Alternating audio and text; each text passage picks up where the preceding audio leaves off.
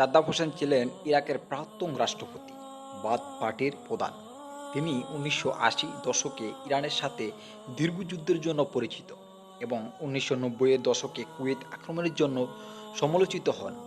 ২০০৩ সালে মার্কিন নেতৃত্বাধীন জোট ইরাকে আক্রমণ করার পর সাদ্দাম হোসেন ক্ষমতাচ্যুত হন এবং ২০০৬ সালে তার মৃত্যুদণ্ড কার্যকর করা হয়। কোনো দেশ কিংবা ব্যক্তির ওপর হামলা করার আগে ওই দেশ কিংবা ব্যক্তিকে ভয়ঙ্কর রূপে উপস্থাপন করা পশ্চিমা দেশগুলোর অন্যতম কৌশল। এই কাজটা ভালোভাবে সম্পন্ন করে পশ্চিমা গণমাধ্যম। ইরাকের প্রেসিডেন্ট সাদ্দাম হোসেন ছিলেন এই যৌথ প্রকল্পের সবচেয়ে বড় শিকার। ইরাকে হামলার আগে বলা হয়েছিল দেশটিতে ব্যাপক বিধ্বংসী অস্ত্র রয়েছে আর দেশটিতে প্রেসিডেন্ট বিশ্বের জন্য হুমকি। যদিও সাদ্দাম হোসেন ফাঁসি দেওয়ার এতদিন পরও সেই কথিত অস্ত্রের আর সন্ধান মেলেনি। সাদ্দামের ফাঁসির সময়ও কেঁদেছিলেন যে মার্কিন সেনারা। অপারেশন ইরাকি ড্রিম নামে ২০০৩ সালে ইরাক হামলার মধ্য দিয়ে দুনিয়ার এক নরক প্রতিষ্ঠার সূত্রপাত ঘটায় যুক্তরাষ্ট্র। ডিসেম্বর গ্রেপ্তার করা হয় প্রেসিডেন্ট সাদ্দাম হোসেনকে। এরপর ২০০৪ সালে জুন মাসে তাকে ইরাকের জিয়া অন্তর্বর্তী সরকারের কাছে তুলে দেওয়া হয়। বিচারের জন্য জীবনের শেষ দিনগুলোতেও সাদ্দাম হোসেনকে পাহারা দিয়েছিলেন ১২ জন মার্কিন সেনা। ফাঁসি কার্যকর করে লাশ হস্তান্তর পর্যন্ত তারা সাদ্দামের সঙ্গী ছিলেন। এই প্রহরী সেনাদের একজন বই নিয়ে বিবিসি হিন্দির রেহান ফজলের এক প্রতিবেদনে বিবিসি বাংলায় প্রকাশ করেছে। ওই বইতে উঠে আসে সাদ্দাম হোসেনের বন্দিদশার দিনগুলো, তার ব্যক্তিত্বের কিছু দিক। ওই ১২ মার্কিন সেনার গ্রেপ্তার হওয়ার আগেই যে সাদ্দাম হোসেনের বন্ধু ছিলেন সেটা মোটেই নয়, কিন্তু তারা সাদ্দামের শেষ সময়ের বন্ধু হয়ে উঠেছিলেন। আক্ষরিক অর্থে শেষ মুহূর্ত পর্যন্ত তারাই ছিলেন সাদ্দামের সঙ্গী।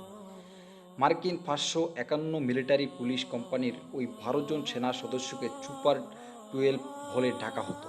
তাদের মধ্যেই একজন উইল ভার্ডেন ওয়াফার একটি বই লিখেন, দ্য প্রিজনার ইন হিজ প্যানেল, his American guards and what histories left unsaid নামে।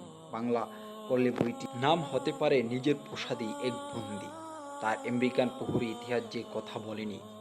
বইটিতে ভার্ডেন ওয়াফার স্বীকার করেছেন, তারা যখন সাদ্দাম হোসেনকে জল্লাদের হাতে তুলে দিলেন ফাঁসির জন্য, তখন তাদের ১২ জন চোখই পানি এসে গিয়েছিল।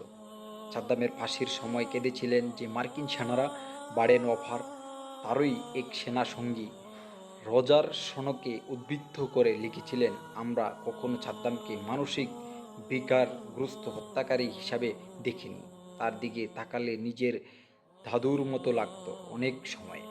তিনি লিখছেন, নিজের জীবনের শেষ দিনগুলোতেও সাদ্দাম তাদের সঙ্গে খুব ভালো ব্যবহার করতেন।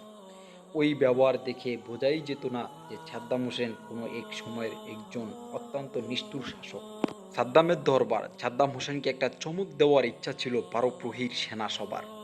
পুরনো ফেলে দেওয়া জিনিসপত্র থেকে একটা ছোট টেবিল আর চামড়ার ঢাকনা দেওয়া একটা চেয়ার নিয়ে আসা হয়েছিল। টেবিলের ওপরে ইরাকের একটা ছোট পতাকা রাখাও হয়েছিল। ভার্ডেন ওয়াফার লিখেন, আমরা চেষ্টা করেছিলাম জেলের ভিতরেই সাদ্দামের জন্য শাসন কাজ পরিচালনার মতো একটা অফিস তৈরি করতে। যখন সাদ্দাম ওই ঘটনায় প্রথমবার গিয়েছিলেন, একজন সেনা সদস্য হঠাৎ খেয়াল করে যে টেবিলের উপরে ধুলো জমে আছে, সে ধুলো ঝাড়তে শুরু করেছিল। ওই আচরণটা সাদ্দামের নজরে এড়ায়নি। চেয়ারে বসতে বসতে তিনি মুচকি হেসেছিলেন। তারপরে তিনি রোজ ওই চেয়ারে এসে বসতেন। তার নিরাপত্তার জন্য নিযুক্ত সেনা প্রহরী সবাই সামনে চেয়ারগুলোতে বসতেন, যেন সাদ্দামের নিজের দরবারে বসেছেন। নিরাপত্তা রক্ষীরা চেষ্টা করত সাদ্দামকে খুশি রাখতে, তার বদলে সাদ্দামও সবার সঙ্গে হাসি মশকরা করত। কয়েকজন রক্ষী পরে ভার্ডেন ওয়ারফারকে বলেছিলেন, তারা বিশ্বাস করতেন যদি তাদের কোনো ঝামেলায় পড়তে হয় তাহলে সাদ্দাম তার বাঁচানোর জন্য নিজের জীবনও বাজি রেখে দিতে পারেন। যখনই সময় সুযোগ পেতেন তখনই সাদ্দাম হোসেন পাহারার দায়িত্বে থাকা রক্ষীর পরিবারে খোঁজ খবর নিতেন। একটা মানুষ কতটা সত্য ন্যায়বান মানুষ হলে এরকম কাজ করেন, অথচ তাকে আমেরিকা শত্রু মনে করে তাকে মেরে ফেললেন।